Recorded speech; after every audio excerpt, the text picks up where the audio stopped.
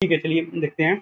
तो surface tension को समझने के लिए जो है एक सिंपल चीज़ ये समझिए कि जैसे कहीं पे भी जो है, कहीं पे भी कोई फ्लूइड है किसी भी वेसल में, किसी बर्तन में, तो इसको ऐसे समझिए कि यहाँ जो है, यहाँ तक फुल है पानी, है ना?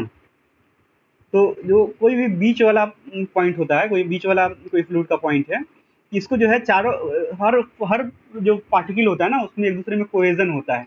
उसके अपने मटेरियल में जितना फ्लूइड मटेरियल है, इसके अंदर सारा जितना भी इसके कण होता है, उनका एक दूसरे के अंदर कोहेजन होता है। कोहेजन मतलब कि आपस में खिंचाव होता है ना? अपने में अट्रैक्शन होता है। ये इसके बगल वाले जो इसका ये होगा, इसको ये खींच के रखता है, ये इसको खींच के रखता है ना? एक दूसरे से मिल के रहना चाहता है। तो ये कोई इसको इमेजिन करें, इसको जो है इधर कोई खींचता होगा, इसको कोई इधर भी खींचता होगा, ऊपर में मटेरियल है ना, तो वो भी खींचता होगा, इसको कोई इधर वाला मटेरियल भी खींचता होगा, नीचे वाला भी खींचता होगा। इसी तरह हर डायरेक्शन में कोई ना कोई इसको खींचता होगा, तो करके ये वाला पार्टिकल जो है ये बैलेंस में है। ठीक है? उसी तरह इमेजिन करें कोई यहाँ पे कोई पॉइंट है सरफेस पे, ठीक है? तो उसको जो है नीचे वाला पार्टिकल ऐसे खींचता होगा, है ना? फिर यहाँ वाला जो पार्टिकल होगा वो इसको ऐसे खींचता होगा, और यहाँ पे कोई पार्टिकल होगा उसको ऐसे खींचता होगा, खींचता होगा। तो अब इसके केस में इमेजिन करो कि इसको ऊपर की तरफ खींचने वाला कोई नहीं है, इसको जो भी खींच रहा है नीचे की तरफ से या साइड की तरफ से, तो ये एक खींचे हुए रस्सी की तरह हो जाता है। कोई ऐसे खींच रहा है, कोई ऐसे खींच रहा है, और उसमें से भी कुछ ग्रेविटी की वजह से या कोई फोर्स इधर कोई लगा दिया, तो एक ऐसा रस्सी जो होता है जो खिंचा हुआ है ऐसे, तो इसको कैसे खींच रहा है, जिसके अंदर टेंशन दिखता है, तो वो हर पार्टिकल जो है उस तरह से ही दिखता है, सरफेस वाले पार्टिकल। समझ रहे, इमेजिन कर पा रहे हो? तो इस तरह से दिखता है। इसलिए कभी भी जो है आप कहीं भी पोखर को देखो, तो इसको जो रुका हुआ पानी है खास करके, तो आपको ऊपरी लेयर जो है लगेगा कि जैसे उस पर कोई कपड़ा बिछा हुआ है ना? कुछ उस कलर का, एकदम झिल्ली जैसा दिखता है ऊपर का। हालांकि पानी में से झिल्ली कुछ होता तो नहीं है, लेकिन लगता है कि ऊपर वाला जो लेयर है कोई धोती खींचा हुआ पतला होता है, तो कैसे टना हुआ होता है, तो वैसा ही लगेगा आपको कि पानी का ऊपरी लेयर जो है एक पानी का ही धोती बना हुआ है, जो कुछ भी है कपड़ा जो खींचा हुआ है, एक झिल्ली टाइप का बना हुआ है। तो वो इसी घटना की वजह से होता है कि हर पार्टिकल ऊपर वाला जो है इस तरह से टेंशन में होता है, और एक टेंसाइल अपने अंदर फोर्स डेवलप किए हुए रहता है, जो उसको ब्रेक भी नहीं है। इस पर कोई अगर मारोगे आप पानी के ऊपर ऐसे कुछ फेंको, कभी भी आप ढेला फेंको, तो आपको लगेगा कि कोई कपड़े पर जैसे फेंका जाता है, कुछ देर तक धंस जाता है, उसका तब ब्रेक होता है, तो वैसा ही आपको फील होगा, है ना? कोई उसमें अगर प्लेट मारो ऐसे करके काटने के लिए, तो आपको लगेगा कि कुछ चीज़ जैसे काटने में ऊपर में प्रेशर लगता है, उस तरह वो कटने नहीं देना चाहता है, लेकिन फिर भी घुस ही जाता है उसके अंदर, है ना? तो उसका अपना क्षमता है, कुछ हद तक वही करता है। तो वो एक झिल्ली की तरह बिहेव करता है, ऊपरी लेयर सिर्फ। तो उसके उस वजह से इस ये जो घटना होता है उसकी वजह से वो टेंशन में होता है, एक टेंशनल फोर्स वो जो है डेवलप करता है अपने अंदर, है ना? तो कभी भी आप लोग ये देखे होंगे कि पानी का बूंद जो है, वो जो अगर ऐसे फ्री में है तो वो जो है स्फेरिकल हो जाता है ना? तो वो क्यों हो जाता है स्फेरिकल? टेंशन की है कैसे? जैसे मान लो कि ये पानी का कोई छोटा सा बूंद है ना, और ये हम लोग क्यों माने कि वो स्फेरिकल है ना? हम मान के चलते हैं वो चरखुट्टा है, ऐसे है, पानी का एक बूंद है ये, है ना? अब ये मान के चलते हैं कि चरखुट्टा है। अब हम लोग इस घटना को यहाँ पे विचार करेंगे, इस बूंद का जो है, इस बूंद का यहाँ वाला जो कण होगा, वो तो ऐसे इसको इधर ये खींचता होगा, ये खींचता होगा, इसको ऐसे खींचता होगा, ठीक है? समझ रहे हो ना? इसको ये खींचता होगा, इसको ये खींचता होगा, लेकिन इस कण के बारे में विचार करो, थोड़ा बड़ा बनाएं क्या इसको? तो वो थोड़ा बड़ा बनाते हैं ऐसे, ऐसा को ज़ूम करके देख रहे हैं। तो यहाँ वाला जो कण होगा, उसको तो ठीक है, जो इस तरह से कोई ऐसे खींचता होगा, ऐसे खींचता होगा, ऐसे खींचता होगा, तो यहाँ पे सरफेस टेंशन ठीक है। लेकिन यही घटना अगर इस कॉर्नर पे हो रहा होगा, तो क्या होगा? इस कण को ऐसे ही इधर वाला कण खींचता होगा, इसको इधर वाला कण खींचता होगा, और ये वाला इधर सारा कुछ ऐसे ही इसको खींचता होगा इस तरफ। तो ये कण क्या होगा? थोड़ा इस तरफ खींचा हुआ चला आएगा, है ना? तो ये फाइनली उठ के यहाँ पे चला आएगा। फिर इसी तरह जो है ये भी जो इधर वाला यहाँ कॉर्नर वाला जो होगा, ये इसको ऐसे खींचेगा, ये इसको ऐसे खींचेगा, और ये अंदर वाला सारे जिसको ऐसे ऐसे खींचेंगे, तो ये बेचारा उठ के शिफ्ट होके यहाँ पे चला आएगा, ये उठ के यहाँ पे चला आएगा। तो इसी तरह से ये फाइनली जो है इस टाइप का शेप सर्कुलर लेने लगता है, और जो है कोई बूंद जो है, ड्रॉपलेट जो है, वो जो है इसी वजह से हो जाता है, हाँ, स्फेरिकल हो जाता है finally, due to surface tension, है ना? Due to surface tension. ठीक है, ये घटना समझ में आई कोई? हाँ, बोलिए बोलिए बोलिए, क्या बोल रहे थे?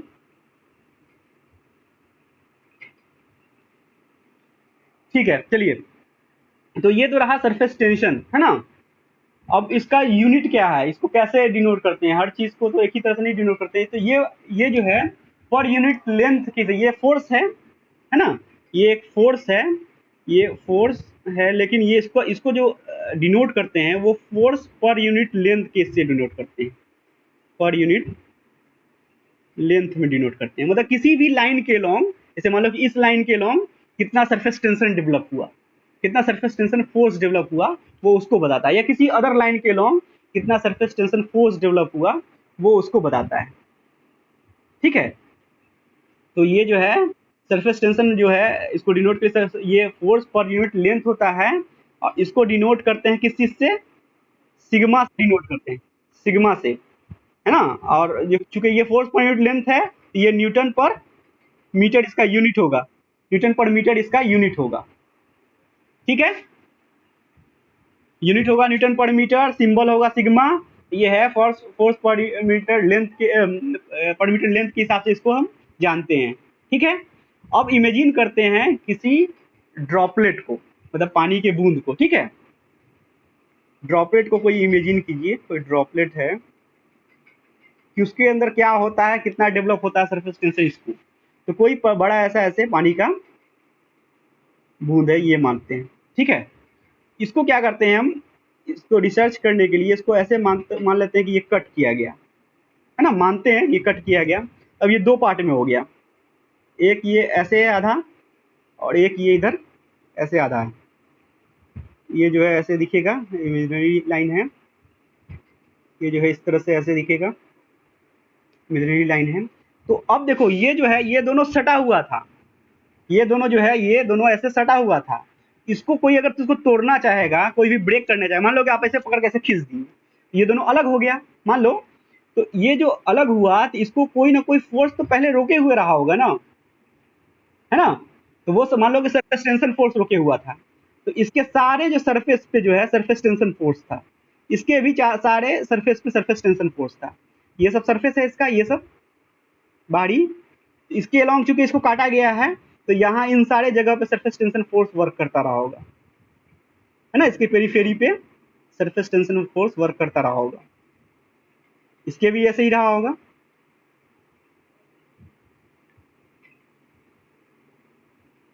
उसी फोर्स की वजह से ये मिला हुआ था, आपने इसको तोड़ा है तो रेसिस्ट किया होगा, ये यही फोर्स उसको रोके रहा होगा।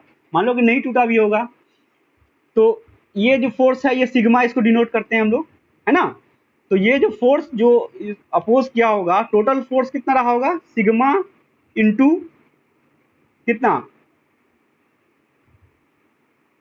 मान लो कि इसका डायमीटर जो है, ये जिसका रेडियस आर है, और डायमीटर जो है इसका डी है। तो sigma into perimeter, sigma into perimeter ही ना फोर्स होगा। फोर्स पर यूनिट लेंथ है ना? लेंथ के लॉन्ग वर्क करता है, तो ये लेंथ, पेरीमीटर एक लेंथ है ना, तो ये सिग्मा जो है पूरे पेरीमीटर पर लग रहा था। टोटल फोर्स कितना होगा? Sigma into two pi r, two pi r है ना, या पाई डी भी इसे लिखते हैं, पाई डी भी लिखते हैं टू पाई आर को। हाँ, पेरीमीटर इक्वल टू, अब जो है आगे भी जो भी टर्म होगा जनरली, अब रेडियस के टर्म में ना लिख के डायमीटर के टर्म में लिखा जाता है, खासकर सिविल इंजीनियरिंग में जो है लोग यूज करते हैं। तो पेरीमीटर को टू पाई आर होता है, उसको पाई डी याद रखो। एरिया जो होता है कितना होता है? पाई आर स्क्वायर होता है, तो उसको पाई बाई 4 d² के रूप में याद रखो। ठीक है, कोई फर्क नहीं पड़ रहा है, डी की जगह पे 2 कर दो तो ये 2r कर दो तो ये 2 पाई आर हो गया, यहाँ पे डी की जगह पे 2r कर दो तो ये पाई r² ही हो जाएगा, है ना? ठीक है, तो ये सिग्मा इंटू पाई डी होगा। अब जो है इसके अंदर जो है, इसके अंदर अपने कोई ना कोई जो जो आप तोड़े होगे, तो कुछ ना कुछ इसके अंदर प्रेशर रहा होगा, ये मान लो उसी प्रेशर से ही टूट गया होगा। ये जो बूंद है ना, कोई चीज मान लो कि ग्रेविटी की वजह से नीचे की तरफ कोई खींच रहा होगा, तो इसके अपने अंदर तो प्रेशर आया होगा ना कि हमको टूटना है, और रोक रहा था सरफेस टेंशन। अब वो प्रेशर उसको तोड़ रहा था अंदर में, है ना? तो मान लो कि इसके पूरे पूरे सरफेस के अंदर यहाँ पे कोई एक प्रेशर जनरेट हुआ रहा होगा या इसके अंदर प्रेशर होगा, तो वो प्रेशर पी है। ये इमेजिन करो सर कि इसके जो जो जितना ये टूट के अलग हुआ है ना, उसके पूरे पूरे सरफेस एरिया पे पी पी प्रेशर रहा होगा, तो वो प्रेशर पी है। तो उस प्रेशर की वजह से कितना फोर्स रहा होगा? पी इंटू पी पूरे एरिया पे लग रहा है, तो पी इंटू एरिया होगा, P into pi by 4 D square. तो ये रिलेशन इसलिए लिखे हैं कि कोई भी चीज जो है जो टूटना चाहता है, तो कुछ ना कुछ प्रेशर फोर्स लगेगा तब ना वो टूटेगा। तो कोई प्रेशर फोर्स लगा तोड़ने के लिए, आपने लगाया या इंटरनली लगा, जो भी हुआ, और रोकने के लिए क्या लगा? वो सरफेस टेंशन लगा। तो सरफेस टेंशन, वो दोनों जब बराबर है तब तक वो बचा हुआ है ना? तोड़ने वाला जोड़ने वाला दोनों बराबर है तब तक बचा हुआ है। जैसे ही तोड़ने वाला बड़ा हो गया तो वो टूट जाएगा। ठीक है, तो ये दोनों बैलेंस की स्थिति के लिए ये रिलेशन होना चाहिए, सिग्मा इंटू 2 पाई आर, और इसके अपने के अंदर जो प्रेशर है वो P into pi by 4 D square. ठीक है, तो ये रिलेशन जब मेंटेन रहेगा तो वो बैलेंस में है। समझ में आई ये बात? ये है फॉर बैलेंस की स्थिति में, इसका एक एक टर्म समझो, मतलब हर चीज लिखा नहीं जा सकता है। फॉर बैलेंस जो है, P जो है इसका प्रेशर है, एक्स्ट्रा प्रेशर है जो इसके यहाँ पे है, और ये जो है सरफेस टेंशन की वजह से जो फोर्स है वो सिग्मा इंटू पाई डी है। अब इसमें बहुत सारा टर्म कट जाएगा, ये डी जो है, ये डी जो है ये कट जाएगा, है ना? ये जो पाई है ये पाई कट जाएगा, तो आपको P इक्वल टू बचेगा, P equal to 4 sigma by d, 4 sigma by d, है ना? बचेगा। तो इससे ये साबित होता है कि जो स्मॉलर डायमीटर होगा, जो छोटा डायमीटर वाला जो पानी का बूंद होता है, वो ज़्यादा प्रेशर झेल सकता है। ये दिख रहा है? डी जितना यहाँ पे ये दिख रहा है कि डी जितना छोटा होगा, डी जितना छोटा होगा, पी जो है, पी उतना ही ज़्यादा हो सकता है। मतलब छोटा डायमीटर वाला जो कोई चीज़ होगा वो ज़्यादा प्रेशर झेल सकता है। इसीलिए क्या होता है ना, जो बड़ा जो ये होता है, मतलब ड्रॉपलेट होता है, वो अपने आप ही टूटता रहता है क्योंकि वो नहीं झेल पाता है वो प्रेशर। अब फाइनली वो आके छोटे ड्रॉपलेट में चेंज हो जाता है, और उस साइज में वो जाके चेंज होकर रुक जाता है जिस साइज में वो उतने प्रेशर को, जितना प्रेशर वहां पे होता है, उसको वो झेल सकता है। समझे इस बात को? इसलिए जो है, इसीलिए जो ड्रॉपलेट हमेशा जो है, ड्रॉपलेट जो है from bigger size to, droplet changes from bigger to smaller, है ना? From bigger to smaller size. तो पूछे कि क्यों होता है, तो क्योंकि हाइयर उसके अंदर ये ज़्यादा प्रेशर झेल सकता है, जो स्मॉलर डायमीटर वाला आता है, इसलिए वो जो है उस साइज में अपने आप जो है बड़ा से टूट टूट के, हर ड्रॉप देखोगे अपने आप, जो वो बड़ा बड़ा ऐसे गिरा हो, बड़ा ऐसे पानी का बूंद एक मुट्ठी गिरा हो, वो छोटा में चेंज होता रहता है, और ड्रॉपलेट फिर मतलब और फर्दर टूटता रहता है जब तक कि वो स्टेबल ना हो जाए, है ना? तो ये जो है डेरिवेशन इसका ये है, ऐसे समझने को आप समझ सकते हो। ठीक है, फिर यहाँ पे अगर सिग्मा भी पूछे तो वो P इंटू डी बाई 4 हो जाएगा, इससे ये भी निकल के आ जाएगा।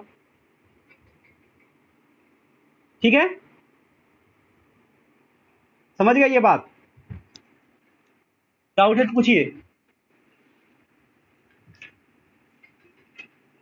चलिए फिर आगे का देखते हैं।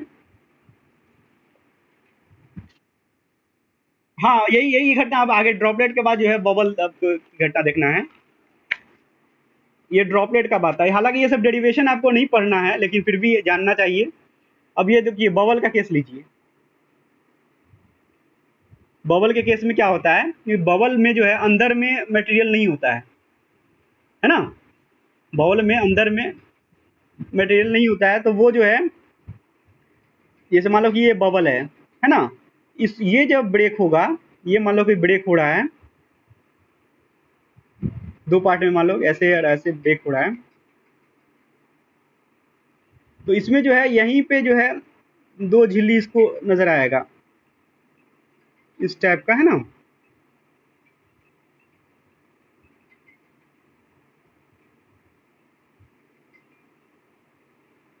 तो इसमें क्या फायदा होगा बबल के केस में कि इसमें दो दो जगह पर सरफेस टेंशन डेवलप होगा। एक ये बाहरी जो झिल्ली है तो वहां पर भी सरफेस टेंशन ये सिग्मा डेवलप होगा, ये जो अंदरूनी झिल्ली है ये यहाँ पे भी सरफेस टेंशन डेवलप हो जाएगा। तो इसमें जो है सरफेस टेंशन जो है दोगुना डेवलप हो जाता है बबल के केस में, बबल के केस में, है ना। इसमें अंदर में हवा होता है, फिर इधर भी सेम होगा कि ये सिग्मा है, और अंदरूनी जो झिल्ली होगा उसके अंदर भी जो है सिग्मा डेवलप हो जाएगा। ठीक है, ये सब समझ रहे हो आप लोग। अब इसको इतना बनाने में तो बहुत टाइम लगेगा, इसको रफी बना रहे हैं ना। तो ये जो है इसमें सिग्मा जो है इसमें एक्सटर्नल वाले लेयर पे भी डेवलप होगा, इंटरनल जो झिल्ली होगा अंदर में उसके बाद भी तो हवा ही है ना, तो वहां पे भी सरफेस टेंशन डेवलप होगा। बाहर भी झिल्ली की तरफ हवा था, नीचे भी हवा था, दोनों जगह सरफेस टेंशन डेवलप होगा।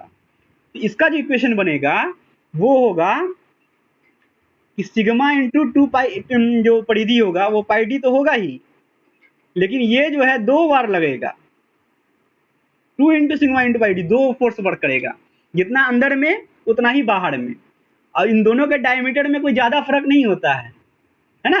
जो इसका झिल्ली होता है बाहरी, जो बबल होता है एकदम पतला लेयर वाला होता है ना, तो दोनों के डायमीटर में कोई इस यहाँ इसका ये डायमीटर और बाहरी डायमीटर कोई ज्यादा फर्क नहीं है, दोनों के लिए डी ही यूज करते हैं। तो एक जो ये फोर्स होगा सरफेस टेंशन फोर्स, एक यहाँ पे डेवलप हुई होगा, एक बाहर में डेवलप होगा, तो 2 into sigma into pi D होगा, है ना। और प्रेशर तो उसके अंदर वही होगा, प्रेशर जो भी हो, pressure into pi by 4 D square, pressure into area, तो वही होगा। तो यहाँ से ये पाई से जो है ये पाई कट जाएगा, ये डी से डी स्क्वायर कट जाएगा, ठीक है। और तो यहाँ पे ये बचेगा, यहाँ पे प्रेशर इक्वल टू हो जाएगा, ये 4 इंटू 2 हो जाएगा, तो ये 8 हो जाएगा, और ये सिग्मा तो सिग्मा है 8 सिग्मा बाई डी। तो इसीलिए जो है बबल जब कभी फूटता है तो उसके अंदर देखते हो कि ज्यादा आवाज करता है ना। बबल जो है ज्यादा आवाज करता है क्योंकि उसके अंदर ज्यादा प्रेशर होता है, ज्यादा प्रेशर स्टैंड कर सकता है, क्योंकि उसके पास सरफेस टेंशन फोर्स डेवलप करने का दोगुना अवसर है ना, दोगुना डेवलप कर सकता है। तो वो ज्यादा प्रेशर भी झेल सकता है और ज्यादा बड़ा भी रह सकता है ना, क्योंकि ज्यादा प्रेशर झेल सकता है तो उसके पास ज्यादा बड़ा रहने का भी ये है, ठीक है। इसलिए वो उसका फॉर्मूला था P इक्वल टू 4 सिग्मा, इसका 8 sigma by D, just double हो जाता है। समझ गए बबल के केस को भी। ठीक है, ठीक है, तो अभी रहने दिया जाए, ये क्लास 12 बज गया है, कि कैपिलरिटी भी पढ़ना है। कैपिलरिटी भी पढ़े होगे पहले ही, चलो कैपिलरिटी भी देख ही लेते हैं, कोई बड़ा चीज नहीं है, वो सब पढ़ा हुआ होगा आप लोग का। कैपिलरिटी भी सेकेंड एसएम में पढ़े होगे। क्या होता है कैपिलरिटी, बताइए।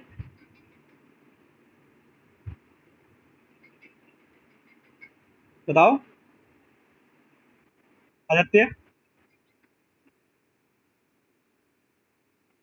हमेशा राइज ही करता है कि कभी डाउन फॉल भी होता है।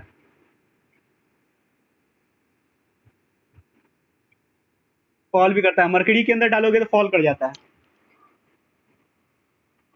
है ना। चलिए इस घटना को समझते हैं, है ना। पहले पढ़े होगे, फ्रेशली समझते हो, मतलब बहुत ज्यादा यहाँ पे हम लोग नहीं पढ़ना है, बस क्योंकि इसका थोड़ा बहुत कभी कभी आगे में यूज पड़ेगा, इसलिए इसको फर्स्ट यूनिट में सब टॉपिक दे दिया है, लेकिन ये सब जो है पहले ही सब लोग पढ़े हुए रहते हैं। तो बस हम लोग अपने हिसाब से समझ लेते हैं कि कैपिलिटी होता क्या है। एक्चुअली देखो, कोई भी जो पानी का ये होता है, कंटेनर में रखा हुआ है पानी है ना, तो यहाँ पानी रखा हुआ है, तो इसमें जब जब भी कोई पाइप घुसाओ, खास करके पतला पाइप, बड़ा पाइप घुसाओगे तो ये घटना नहीं देखने को मिलता है। ये अभी हम लोग को समझ में आ जाएगा बड़ा पाइप के साथ क्यों ऐसा होता है, ठीक है। तो कोई भी इसके अंदर पाइप घुसाओ, तो अगर ये पाइप का साइज बहुत पतला है, बहुत छोटे डायमीटर का है, तो आपको देखने को मिलेगा कि इसका पानी का लेवल जो यहाँ पे था, तो डुबाने के बाद क्या होगा, पानी का लेवल सिर्फ पाइप में थोड़ा सा ऊपर उठ जाता है, यहाँ पहुंच जाता है, इस लेवल तक हो जाता है। ये ध्यान दिए होगे आप लोग, ये पता भी होगा, है ना। लेकिन वही बहुत मोटा पाइप घुसा दो तो ऐसा नहीं होता है। बहुत मोटे पाइप में जो ये लेवल होता है, पाइप के अंदर भी वही लेवल होता है, जैसे ही पतला पाइप डालोगे बहुत पतला, तो उसके अंदर ये पानी अपने आप लेवल थोड़ा सा ऊंचा उठ जाता है। तो यही जो है, यही जो चीज़ है वो कैपिलरिटी राइज कहलाता है ना, कैपिलरिटी। ये राइज हुआ, अगर पानी का लेवल नीचे चला गया, अगर नीचे की तरफ चला गया तो वो क्या कहलाएगा, फॉल कहलाएगा, फॉल कहलाएगा। जैसे यहाँ पे है, तो अगर ऐसे डाले और पानी का लेयर उल्टा हो गया, ऐसे चला गया है ना, यहाँ पे ये लेवल हो गया, नीचे का लेवल ये हो गया, तो ये फॉल कहलाएगा, फॉल है ना, कैपिलरिटी, ये फॉल कहलाएगा। तो ये जनरली मरकरी या और कुछ कुछ है लिक्विड, तो उसके अंदर होता है। ये वाटर या एनी फ्लूइड जो है, अदर फ्लूइड जो होता है, उसके साथ ये चीज़ आपको देखने को मिलेगा, है ना। ठीक है, तो ये राइज फॉल समझ में आया, लेकिन ये होता क्यों है ना, इसके पाइप के डायमीटर से क्या लेना देना है, तो ये थोड़ा सा चीज़ हम लोग को टेक्निकली समझना है। तो एक्चुअली क्या, हाँ, ये एडहेशन की वजह से होता है।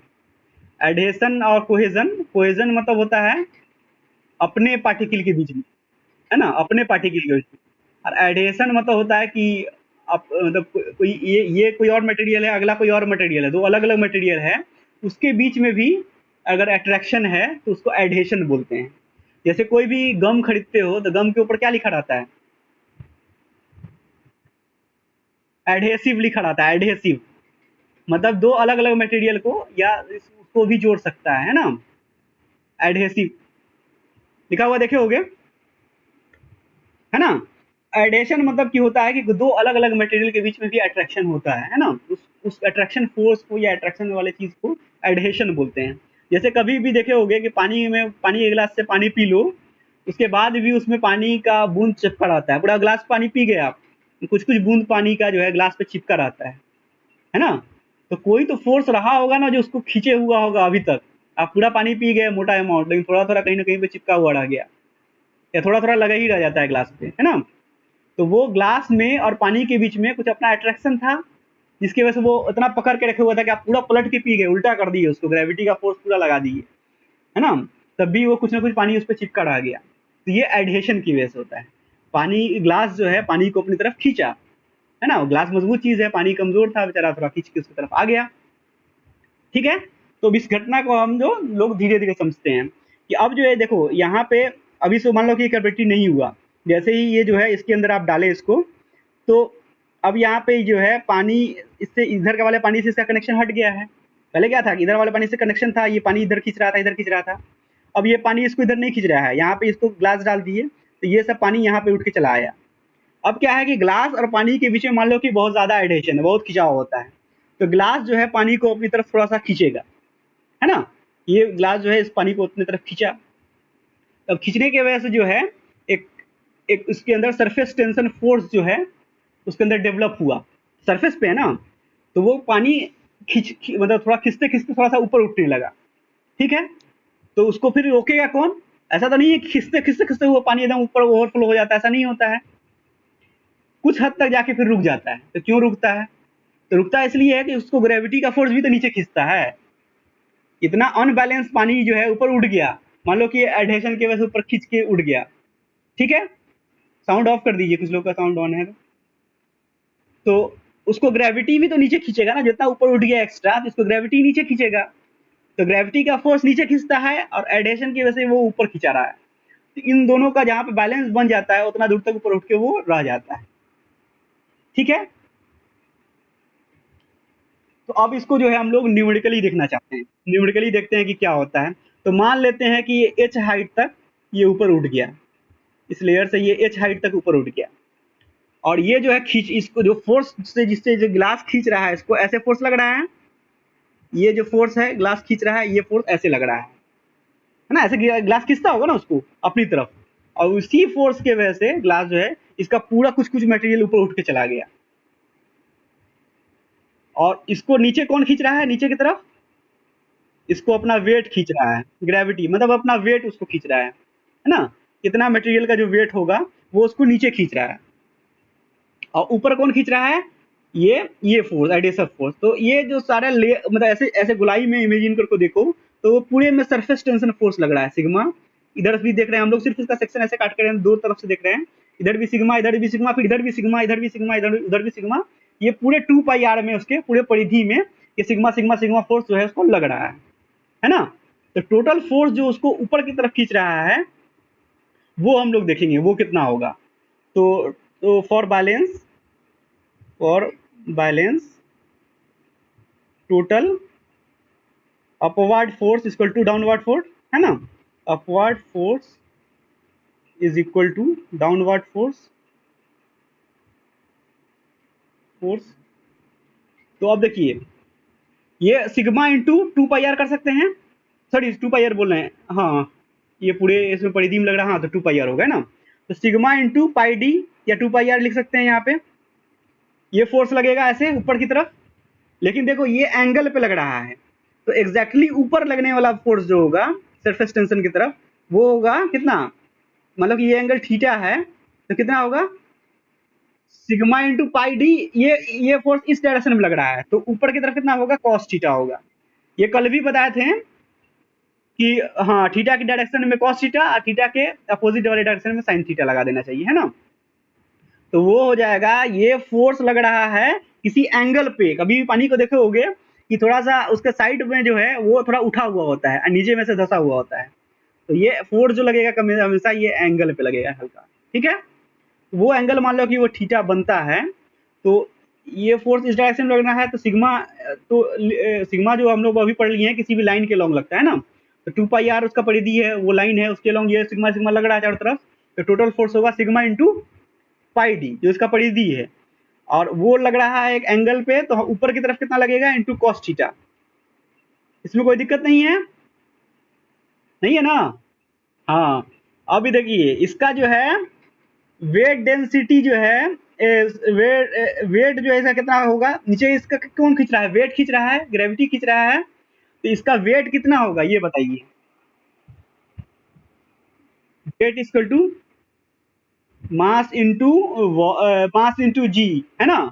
तो ये भी लिख सकते हो आप, और वेट को अगर आपको वेट डेंसिटी के टर्म में लिखना हो तो कैसे लिखोगे,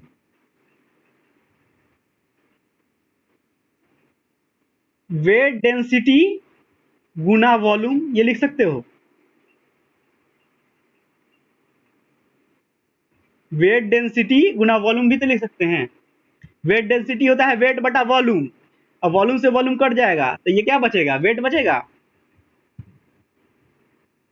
ठीक है समझे। अब देखो वेट डेंसिटी को जो हम लोग रो इंटू जी लिखते हैं ना जी। हाँ, और यहाँ पे देखो ये जो वॉल्यूम जितना वॉल्यूम ऊपर उठ गया, ये वॉल्यूम कितना है, ये एक सिलेंडर की तरह ऊपर उठ गया है, pi r square into h, pi r square h है ना। तो पाई आर स्क्वायर तो एरिया होता है, तो हम लोग अभी एरिया को कैसे लिख रहे हैं, pi by 4 D square into H, है ना, ऐसे ही लिख रहे हैं, ठीक है। अभी जो लिखा गया एकदम ठीक है। अब इधर जो टर्म था उसको भी लिख देते हैं, ये होगा sigma into pi D into cos theta. अब देखो इसमें बहुत सारा टर्म कटेगा, इसमें कटेगा आपको ये डी, डी से ये डी स्क्वायर कट गया, पाई से ये पाई कट गया, ठीक है। तो एच यहाँ पे निकल जाएगा, हम लोग को एच को इधर रहने देते हैं, ये 4 उधर जाएगा, ये बचेगा 4 सिग्मा कॉस थीटा बटा ये सब आ जाएगा, है ना। तो यहाँ पे एच इक्वल टू निकल जाएगा, एच इक्वल टू हटा देते हैं चलो, ये हो जाएगा 4 सिग्मा कॉस थीटा बटा रो जी और डी, है ना। रो जी और डी यहाँ बचा हुआ था, निकल के आ गया। तो यही हम लोग के राइज या फॉल का भी यही फॉर्मूला होता है, सेम जैसे इसमें नीचे चला आया तो उसमें ऊपर जाता है, तो उसमें भी वही इक्वेशन लगाएंगे। तो 4 sigma cos theta by rho G D यही फॉर्मूला है, ये आप लोग याद रखिए। इसका डेरिवेशन इतना जानने की जरूरी नहीं है, लेकिन इतना टफ भी नहीं है ना, तुरंत समझोगे तुरंत बना दोगे, इतना आप लोग समझ चुके हो। तो बस फॉर्मूला याद रखो, अगर ये सब में थोड़ा डाउट भी है तो उसको छोड़ दो, है ना, अभी ये तो पूछ लो लेकिन बाद के लिए बोल रहे हैं। तो ये जो है राइज जितना होगा, पानी जितना ऊपर उठेगा उसका फॉर्मूला हो गया, एच यही था ना कि कितना पानी ऊपर उठेगा, यही था ना एच, हाँ कि पानी कितना ऊपर उठेगा, ये फॉर्मूला ये चीज था, ये जानना था हम लोग को। तो इसके लिए हो गया कि हम लोग का बन गया कि 4 sigma cos theta by rho G D.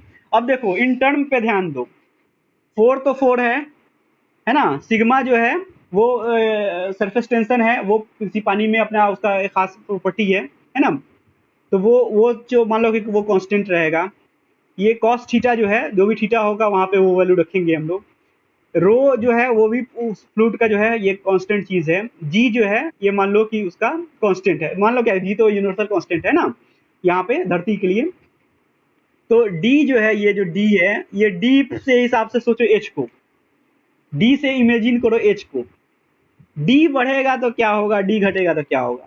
D जितना भी स्मॉल होगा, डी बहुत स्मॉल है अगर, तो बताओ क्या होगा। डी बहुत स्मॉल है तो क्या होगा, एच क्या होगा, एच बहुत बढ़ेगा, है ना। समझ रहे हैं इस बात को। अब इस ये सिर्फ कहने के लिए था कि डी फॉर्मूला में दिख रहा है कि डी जितना कम होगा और डिनोमिनेटर में है, डिनोमिनेटर में कम वाला चीज जितना होगा तो वैल्यू उतना बढ़ जाता है, तो एच उतना बढ़ जाएगा। तो ये सिर्फ कहने वाली बात थी, इससे ये पता चल रहा है, इसको हम लोग अगर टेक्निकली देखा जाए कि जितना कम डायमीटर वाला पाइप रखेंगे, जितना छोटा डायमीटर वाला पाइप रखेंगे, कैपिलरी राइज उतना ही ज्यादा होगा। इसीलिए कभी भी मोटा पाइप जो है अगर पानी में डालोगे तो कैपिलरी राइज या तो होता नहीं है, होता भी तो है तो बहुत माइनर होता है।